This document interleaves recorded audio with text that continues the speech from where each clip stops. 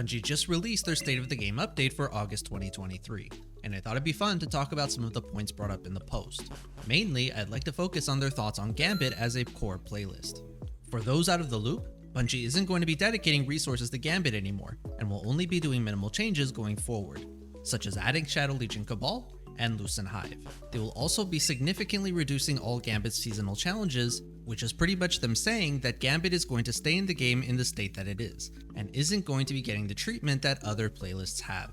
Their reasoning for this is that they don't want to allocate more resources and time into game modes that people aren't interested in, and they would rather put those resources in creating content that is more interesting to players, which Gambit doesn't qualify.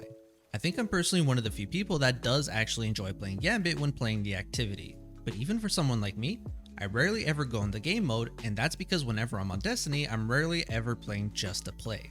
Part of the fun of Destiny is progressing your character as much as you can, and earning loot that is actually meaningful. People try to play as efficiently as possible, and Gambit isn't a very efficient mode. There are a few Gambit exclusive guns you can get, none of which are worth your time to actually get. The most Gambit I've ever played is when 21% Delirium was in the game as a pinnacle reward back in the Forsaken days. This was the Gambit exclusive reward in Season of the Drifter, and it was a very good LMG at the time, but I promise you the amount of people playing Gambit during this season was at an all-time high. Bungie doesn't do pinnacle weapons anymore, for good reason, and we haven't had any incentive as a player to play Gambit, other than it's just kind of fun. But kind of fun doesn't really cut it when there's so many more efficient activities you could be doing for loot. Gambit fundamentally cannot be as popular of a playlist as something like Vanguard Strikes, which Bungie states is performing very well in comparison. Part of the reason for this is because Vanguard Strikes has something that appeals to everyone. As a new player, you're going in there to learn the game, to try out your first builds, to understand how the game works. As a more experienced player, you're going in there to test builds, to get quick loot, to feel like a god and fulfill the power fantasy as you destroy everything with forbearance. Gambit doesn't do that.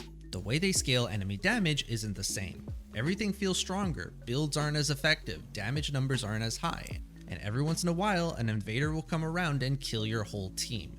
It's not something for new players, and it's not efficient for experienced players. It doesn't need to fulfill the same things the Vanguard Strikes do, but it can never perform as well for those reasons. It doesn't mean it cannot do well as a game mode, but basing judgment simply on it not performing well probably isn't the best reason, especially when you can hire more people to fill those gaps. Menagerie back in Season of Opulence is probably one of the most successful 6-player match-made activities they've ever had in the game, and part of this reason is because they had Activision developers to help them make a good activity. I'm not sure why they couldn't hire more developers to fill in the gaps at Bungie, but I'm sure they have a reason.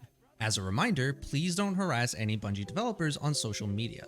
Most of them are on our side and probably agree with the community as a whole. A lot of the final decisions are made by corporate higher-ups that probably don't play the game at all, so try to keep that in mind.